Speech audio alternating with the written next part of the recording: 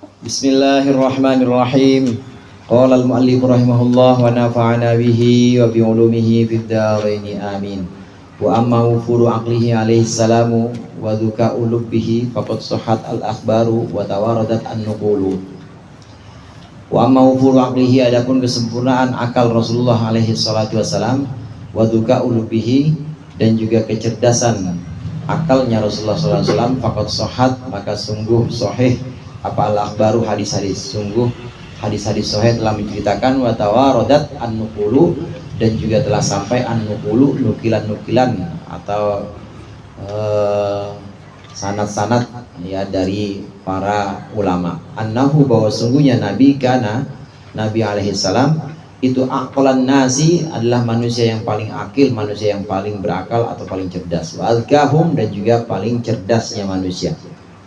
Wa man nadhara ila tadbirihi umur bawatinil khalqi wa dhahirihim, dan barang siapa yang memandang ila tadbirihi, kepada cara pengurusan Rasulullah, mengurus umur bawatinil khalqi, urusan-urusan batinnya manusia, wa dhahirihim, dan urusan-urusan zahirnya manusia, wa siyasatil khassati, dan siasat untuk orang-orang khusus, wal ammati, dan orang-orang umum, wa ta'lifihi, dan juga susunan atau cara penyusunannya Rasulullah ajlafal bawadi, akan orang-orang Badiyah, orang-orang gurun atau Arab Badawi, Badui kalau kita istilahnya Badawi, wa akhsyadal jibali, dan penduduk-penduduk gunung, wa tadhibihi lahum, dan juga cara mendidik Rasulullah lahum kepada mereka, hatta asbahu, sehingga jadilah orang-orang Badawi atau Badui, orang-orang yang ada di pegunungan itu, min akbalin nasi adaban,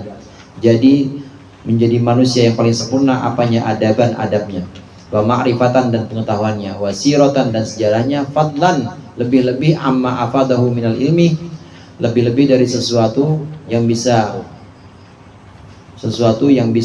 mencurahkan, yang bisa tercurah akannya minal ilmi, yaitu berupa ilmu, wa qarrarahu minasyar'i, dan menetapkannya minasyar'i, dari syarah, duna ta'allumin sabiqin, dengan tanpa belajar atau pembelajaran sabiqin yang telah lalu, wala mumarasatin taqaddamat, dan juga tidak dengan latihan taqaddamat yang terdahulu, lam yashukka, maka tidaklah, atau lam yushakka, maka tidak bisa diragukan, fi rujhani aqlihi, dalam keunggulan akal Rasulullah, wa thaqubi fahmihi, dan juga dalam keunggulan pemahaman Rasulullah alaihi salam, li awwali badihatin, pada awal yang jelas. Wa hadza la yuhtaju ila taqrir dalil, dan ini tidaklah butuh ila taqrir dalil, kepada ketetapan atau penguatan dalil, penguatan argumen, li tahaqqihi, karena terrealisasinya atau nyatanya, li tahaqqihi, karena nyatanya, nyatanya keadaan ini bil musyahadati, dengan penyaksian fi asrihi, pada masa Rasulullah SAW, wa tawaturihi, dan mutawatirnya, mutawatirnya perkara ini, ba'da dzalika, setelah itu, baina tawaifil alami, pada kelompok-kelompok di dunia, wa qad u'tiya alaihi salam, dan sungguh diberikan Rasulullah SAW jawami al-kalimi, akan kumpulan kalimat, kumpulan kata-kata yang mengumpulkan. Jawami itu kata-kata yang mengumpulkan tapi singkat. Wa khussisa bi bada'il hikam, dan diistimewakan atau dikhususkan Rasulullah bi bada'il hikam, dengan hikmah-hikmah yang sangat indah. Wa afrodan nasa jawami'a kalamihi, wa bada'i'a hikmihi bi ta'lif, wa afroda, dan menyendirikan atau membuat tersendiri siapa nas, orang-orang, jawami'a kalimihi, akan ungkapan-ungkapannya yang jamek, ungkapan-ungkapan Nabi yang mengumpulkan, singkat, padat, wa bada'i'a hukmihi, dan juga keindahan, wa bada'i'a hikamihi, dan keindahan kata-kata hikmahnya Rasulullah, bita'lifi, dengan karangan. Famin dzalika, dan sebagian dari jawami'ul kalim atau bada'i'il hikam, sebagian diantaranya adalah qauluhu alaihi salam, sabda Nabi, al-muslimuna tatakafa'u dima'uhum, wa yas'a bidimmatihim adnahum, wahum yadun ala man siwahu, wa qawlu la khaira fi suhbati man la yara laka ma taralahu. Wa qawluhu ma halaka mru'un arafa nafsah. Wa qawluhu al-mustasyaru mu'tamanun wa huwa bil khiyari hatta yatakallama. Banyak nih contoh-contohnya. Ini beberapa hadis. Beberapa hadis yang membuktikan bahwa Rasulullah punya jawami'ul kalim. Tentang kesempurnaan akal Rasulullah, kesempurnaan akal Nabi Muhammad SAW, kecerdasan beliau alaihi salatu wassalam, ini tidak bisa dibantah lagi. Bagaimana tidak, Nabi Muhammad merawat kita, Nabi Muhammad mendidik kita, bukan cuma mendidik zahir. Kan kita dididik zahir kan ya. Di zahir itu bagaimana? Bangun subuh-subuh, mandi atau wudhu. Ya kalau wajib lagi jinabat mau wajib mandi Bang Pian, mandi, habis itu sholat. Agama lain mah belum tentu itu. Nah ini dibuktikan setelahnya, ternyata bangun pagi-pagi itu baik buat kesehatan. Kemudian disiplin waktu itu juga baik untuk kedepannya, buat kita sendiri. Ini dididik zohir. Kemudian dididik zohir juga dalam setahun itu ya dulu makan, karena yang namanya alat pencernaan itu butuh istirahat juga. Jadi kalau mesin kalau perawatan itu maintenance, ya maintenance dulu setahun sekali. Itu didik zohir. Didik zohir secara zohirnya kita dididik buat ibadah. Ya kadangkala kita juga harus nabung pergi buat haji. Nanti di sono ya kudu badan sehat. Didik zohir. Di zohir, tapi juga mendidik batin. Rasulullah mendidik kita batin juga. Batin, ya walaupun bisa bangun subuh, cuma jangan sombong. Walaupun kita bisa puasa, cuma jangan merasa paling puasa, jangan merasa paling suci, terus warteg di sweeping, jangan. Itu dididik batin juga Rasulullah. Batinnya dididik, dan nggak ngomong, maksudnya nggak ngomong tuh nggak panjang-panjang, hanya dengan pesan-pesan aja. Hanya dengan contoh pribadi Rasulullah, ini masuk didikan ini kepada umatnya sampai kepada kita. Ini masuk mendidik secara batin dan mendidik secara zahir. Ini Rasulullah. Tidak bisa dipungkiri bahwa Rasulullah sangat cerdas. Begitu juga cara atau siasat, trik untuk menghadapi orang-orang khusus dan orang-orang umum.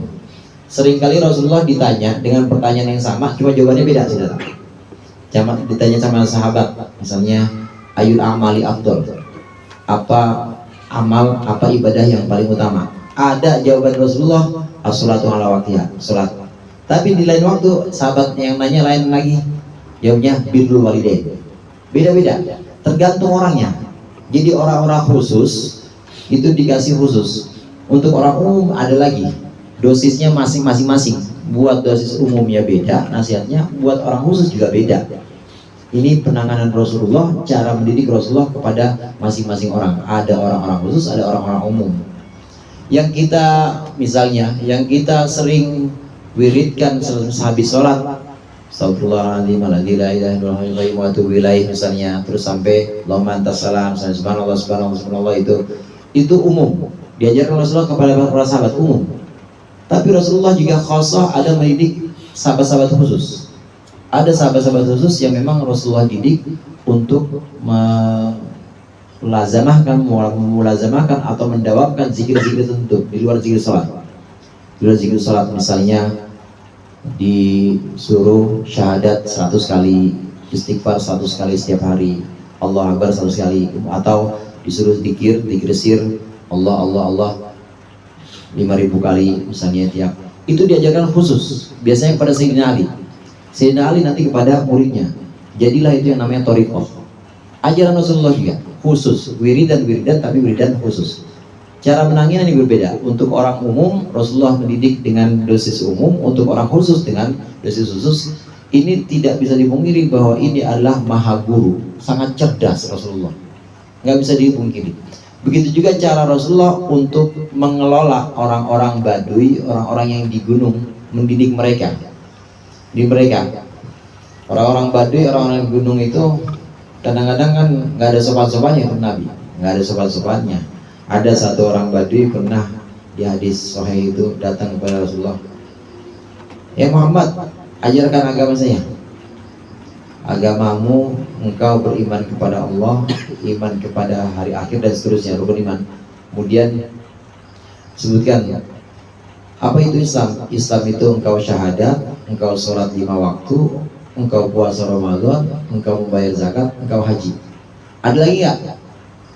Nggak ada lagi, udah gitu-gitu aja nanyanya. Jadi nanya rada sombong. Ada lagi nggak Muhammad? Nggak ada lagi. Demi Allah saya nggak bakal nambah lagi, segitu aja. Pas-pasan. Kata Rasulullah, orang ini kalau benar masuk surga. Itu orang Baduy. Cara mendidiknya ada itu, kalau sahabat-sahabat yang ya kibarus sahabat-sahabat yang utama udah gregetan ngeliat begitu, ngeliat bagaimana orang nggak ada adabnya. Tapi Rasulullah tahu bagaimana cara menghadapi orang yang nggak ada adabnya, bagaimana cara menghadapi orang yang adabnya ada agak halus. Ini beda-beda penanganan Rasulullah. Ini kecerdasan Rasulullah, cara menangani umatnya berbeda-beda. Kemudian itu orang Baduy, itu orang yang di pegunungan, ini menjadi punya adab, menjadi punya pengetahuan, menjadi punya sejarah yang sangat memukau. Banyak sekali kalau kita bayangkan zaman dulu itu kan Indonesia kan paling jauh ya saudara, paling jauh, timur benar-benar jauh. Bangsa yang lumayan jauh dari Hijaz atau lumayan jauh dari pusat Rasulullah pada saat waktu itu Madinah, sangat jauh. Bisa dikatakan masaknya juga kita udah jauh, jaraknya juga kita udah jauh banget. Atau kalau masanya dianggap sama dah, masanya dianggap sama pada masa Rasulullah hidup juga atau masa para sahabat, tapi sangat jauh. Cuma ini bisa jadi orang-orang yang kemudian punya pengetahuan dan punya sejarah yang gemilang.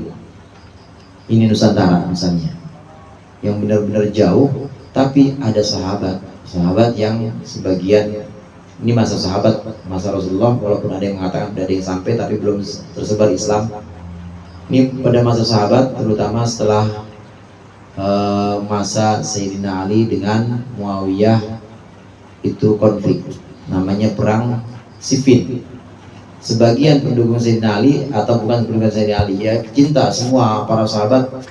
Umumnya sahabat itu, umumnya tabiin itu pasti cinta kepada Sayyidina Ali. Tapi ada yang nggak mau ikut-ikutan urusan ini. Akhirnya ada yang sampai ke India, Gujarat. Kemudian ada yang melipir-melipir ke Cina. Kemudian ada yang sampai ke Aceh. Masih zaman sahabat itu. Nah di situ kenal orang-orang yang jauh, kenal orang-orang yang dulu tidak mengenal Islam, yang dulu belum mengetahui pengetahuan tentang Islam ini, dan sampai sekarang melahirin kiai-kiai kita, ulama-ulama. Itu apa itu kalau bukan maha guru begitu? Nah, Nabi Muhammad mendidik para sahabatnya demikian paripurna sehingga bisa mencetak generasi-generasi setelahnya. Ini kecerdasan yang luar biasa. Kemudian setelah itu belum lagi ilmu, dan belum lagi juga penetapan syariat yang kemarin sudah kita bahas, yang kemarin sudah sempat disinggung oleh pengarang, bagaimana syariat tentang zakat. Selain zakat itu untuk menghilangkan sifat kikir atau bakhil yang ada pada diri kita, zakat itu juga untuk mempererat, untuk lebih menguatkan ikatan kemasyarakatan, ikatan sosial, lebih menguatkan. Hikmah dibalik puasa Ramadan itu diulas, syariat yang sedemikian, seolah-olah itu sedemikian paten atau tidak bisa ditawar-tawar. Ini diajarkan Rasulullah, ternyata di dalamnya itu banyak sekali manfaat. Ini oleh Rasulullah. Syariat yang sudah ditetapkan harus dilaksanakan oleh kita umatnya, ternyata di dalamnya itu ada banyak sekali manfaat. Yang manfaatnya haji, diantaranya ketundukan. Tunduk aja kalau udah sampai sana mah udah nggak perlu pengen kembali ke tanah air juga nggak usah dipikirin. Ketundukan apa hikmah atau apa rahasia dari zakat, itu semuanya ternyata di dalamnya itu banyak sekali rahasia. Tidak mungkin kalau bukan pemimpin yang cerdas, pemimpin yang akalnya sangat sempurna menetapkan syariat-syariat ini. Dan ini nggak melalui S1, S2, S3, nggak pakai belajar Rasulullah. Ini tanpa latihan kemudian ada trainingnya itu, atau ada apa selain training PKL, ya nggak ada tanpa pendahuluan pendidikan apapun. Ini Rasulullah menetapkan syariat, mendidik umatnya, mendidik kaum yang khusus maupun kaum yang umum, ini tanpa ada pembelajaran sebelumnya.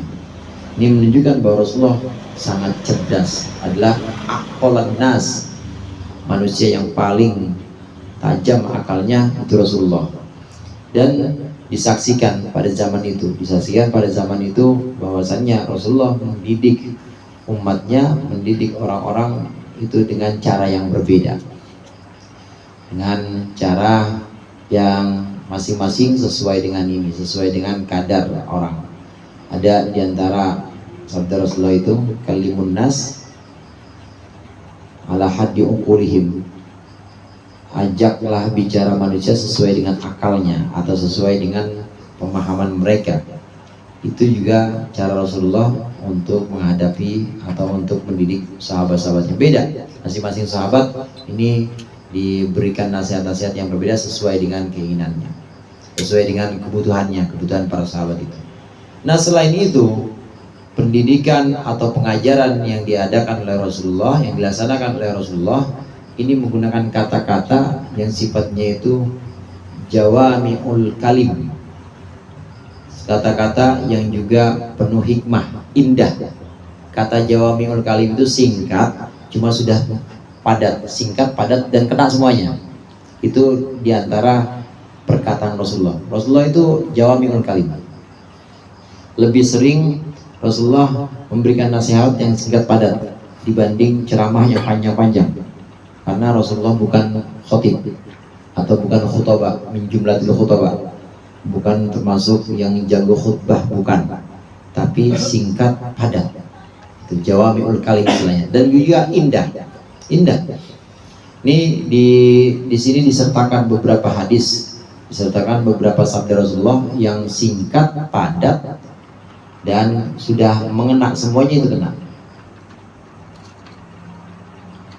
Contohnya ini, famin dzalika qaulul salam al-muslimuna tatakafa'u dima'uhum. Orang-orang Islam semuanya itu tatakafa'u, itu setara, apa dima'uhum, setara dima'uhum darah mereka. Wa yas'a bidimmatihim adnahum, dan berusaha bidimmatihim untuk menanggung mereka, adnahum yang paling rendah di antara mereka.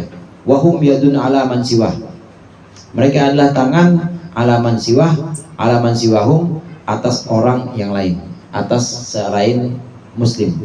Ini singkat padat. Ini maksudnya tentang solidaritas orang Islam.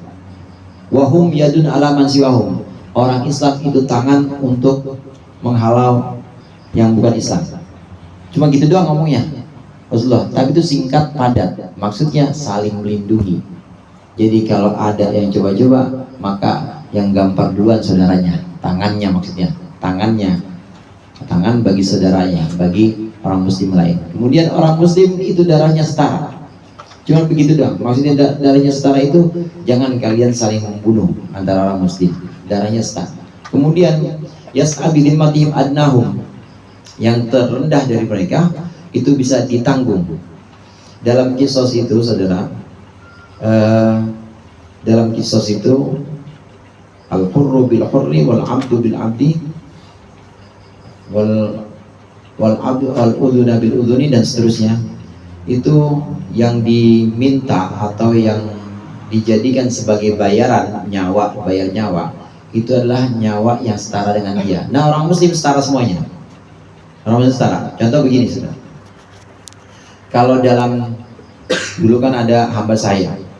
Kalau dalam hukum kisos, seorang hamba sahaya, kisos zaman jahiliyah nih ya, seorang hamba sahaya nyawanya nggak setara dengan nyawa tuan. Jadi kalau ada hamba sahaya membunuh si Amar itu tuannya, nyawanya itu lebih tinggi, maka tidak bisa dibalas yang bunuh hamba saya, tapi yang dibunuh siapa? Tuannya si hamba saya ini. Jadi sesuai. Nah, dalam Islam tidak, semuanya sama. Wa yas'abidimmatihim adnahum, yang terendah pun itu setara dengan yang tinggi. Jadi jangan sembarangan membunuh orang Islam meskipun hamba saya, karena dia setara darahnya. Singkat padat itu maksudnya. Rasulullah cuma mengungkapkan dalam 3 kalimat doang gitu. Ungkapan dalam 3 kalimat, al-muslimuna tatakafa'u dima'uhum wa yas'abi dimmatihim adnahum wa hum yadun ala man siwahum. Ini mengungkapkan singkat, padat, tapi sudah semacam apa selain itu KUHP. Ya, apa selain KUHP?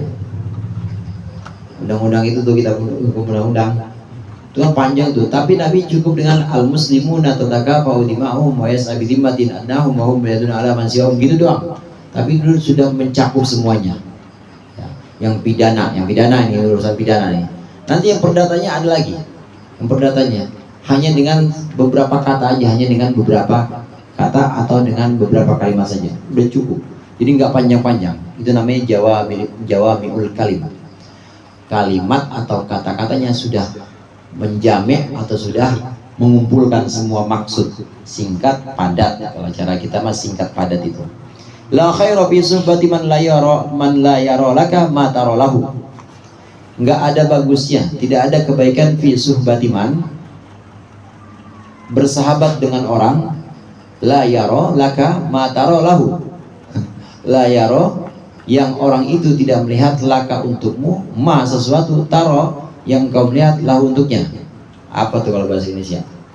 Percuma berteman dengan orang yang nggak bisa melihat bahwa dirinya adalah dirimu. Itu dah kurang lebihnya. Maksudnya, bertemanlah dengan orang yang memandang dirinya adalah dirimu, dirimu adalah dirinya. Jadi itu apa? Jadi benar-benar menyatu persahabatannya. Ini kalau diuraikan panjang nih tentang persahabatan. La khaira, Rasulullah cuma cukup satu. La khaira fi suhbati man la yara laka ma tara lahu. Kalau ini ditaruh atau dikasih sama dai penceramah, ini bisa 3 jam. Tapi Rasulullah cukup la khaira fi suhbati man la yara laka ma tara lahu. Kalau penceramah kan memang begitu. Ya, satu kata kadang-kadang satu hadis, kemana-mana ngomongnya ya apa-apa yang diomongin, satu hadis doang itu memang bisa mencakup banyak hal. Ini yang namanya jawami'ul kalim. Mahalakam ru'un arafa nafsah. Mahalaka, tidak akan rusak umru'un, seseorang, arafa nafsah, yang mengenal nafsahu akan dirinya. Mahalakam ru'un arafa nafsah. Orang yang tahu diri nggak bakal binasa. Orang yang tahu diri nggak bakal celaka. Gitu doang ngomongnya Rasulullah. Nah ini kalau diuraikan panjang. Ini namanya jawami'ul kalim. Rasulullah punya kemampuan jawami'ul kalim dan juga bada'i'ul hikam. Jadi hikmah-hikmah atau kebijaksanaan kata-kata bijak Rasulullah itu sangat indah. Demikian juga sangat jamek, singkat, padat. La halakam ru'un arafa nafsah, yang terakhir tadi. Orang yang tahu diri nggak bakal celaka. Emang begitu. Emang harus begitu. Kalau nggak tahu diri, ya nggak tahu diri. Namanya bocah baru kerja misalnya, nggak tahu diri, baru kerja, udah minta sama majikannya minta naik gaji. Habis naik gaji, tuh anaknya majikan digodain lagi. Namanya kagak tahu diri, celaka tuh yang begitu. Namanya halakan ru'un ma'arofa nafsah. Rusaklah orang yang nggak kenal dirinya atau nggak tahu dirinya. Tapi kalau tahu diri nggak bakal rusak. Ma'halakam ru'un arafa nafsah. Singkat, padat, udah gitu indah kata-katanya. Kata-kata Rasulullah itu sangat indah. Al-mustasyaru mu'tamanun wa huwa bil khiyar hatta yatakallama. Al-mustasyaru, orang yang diajak musyawarah, yang diajak rembukan. Ini mustasyar dari sini misalnya. Ada syuriah, ada mustasyar. Kalau syuriah itu kan penasihatnya, ada di struktur. Kalau ini mustasyar, mustasyar itu yang diajak musyawarah atau yang dimintai isyarat. Mustasyar itu yang dimintai petunjuk. Mustasyar. Al-mustasyar, orang yang dimintai petunjuk, mu'tamanun, itu dianggap aman. Wa huwa bil khiyar, dan mustasyar itu bil khiyar, dalam kebolehan untuk memilih, hatta yatakallama, sehingga dia berbicara. Ini singkat dan padat. sabda Rasulullah, ucapan Rasulullah ini sifatnya mencakup seluruh hal, walaupun hanya pendek saja, tapi mengandung mencakup semua yang diinginkan oleh orang yang mendengarkannya. Al-mustasyar mu'tamanun wa huwa bil khiyar hatta yatakallam. Seorang yang diajak bicara, asal dia nggak ngomong aja, pokoknya dia aman. Tapi kalau dia udah ngomong, ya berarti itu putusan. Nah kalau dia tidak ngomong, maka dia dianggap aman, dianggap dia boleh memilih. Ini contoh diantara sabda Rasulullah yang singkat dan padat. Paripurna atau sangat sempurna ilmunya, namun tidak panjang lebar, tidak dengan kata yang bertele-tele. Rasulullah mengatakan itu dengan singkat dan padat. Ini tidak mungkin bisa ditemukan kalau tidak pada orang yang sangat cerdas. Lebih banyak diam, kemudian sekalinya ngomong singkat dan padat. Ini orang cerdas itu seperti itu. Banyakan orang yang cerdas tidak banyak bicara, tapi begitu bicara langsung kena. Nah itulah yang ada pada diri Rasulullah Shallallahu Alaihi Wasallam. Dan ini semua, saudara, adalah mukjizat atau kelebihan sesuatu yang luar biasa yang Allah berikan kepada Nabi Muhammad Shallallahu Alaihi Wasallam. Dan ada beberapa banyak lagi di situ hadis-hadis yang sifatnya jawami'ul kalim, bada'i'ul hikam, yang sifatnya merangkum semua pokok pembicaraan, singkat padat, dan juga bada'i'ul hikam, indah juga. Jadi memang bahasanya indah. Ada beberapa perkataan Rasulullah yang ternyata itu sesuai dengan bahar syair. Padahal Rasulullah nggak sedang bersyair. Rasulullah tidak sedang mengucapkan sajak, tidak sedang mengucapkan puisi. Tapi sama orang-orang diteliti, loh kok ini kayak syair, kok indah banget. Akhirnya disyairin. Maka turun ayat itu. Maka turun ayat, wa ma'allamnahu syi'ra wa ma yanbagilah. Kata Allah, kami tidak pernah mengajarkan syair, bukan sihir, bukan. Lain lagi. Kalau sihir pakai hak, sihir. Ini syair. Nabi tentu bukan sihir, nggak pernah belajar sihir, nggak pernah diajarkan. Syair ini puisi Arab. Orang-orang dengar kata-kata Nabi langsung bengong dan langsung seolah terpesona, terkesima dengan kata-kata itu, seolah seperti puisi. Dan ada yang pas baharnya, dibikin bahar tuh pas. Kalau di cara kita mah dilaguin, apalagi sama ibu-ibu qasidah, lagu aja, ini kan lagunya banyak, jadi lagu pasti. Nah itu kok pas gitu.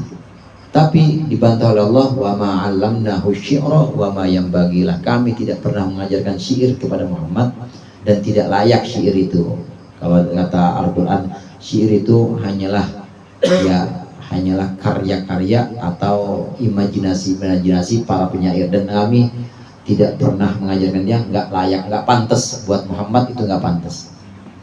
Padahal Rasulullah itu indah memang kata-katanya, tapi dikukuhkan lagi oleh Allah, itu bukan syair, itu melebihi syair. Ini mukjizat Nabi Muhammad SAW. Wa hadza la yahtaju. Dan ada beberapa hadis lagi yang insya Allah kita lanjutkan di pertemuan yang akan datang.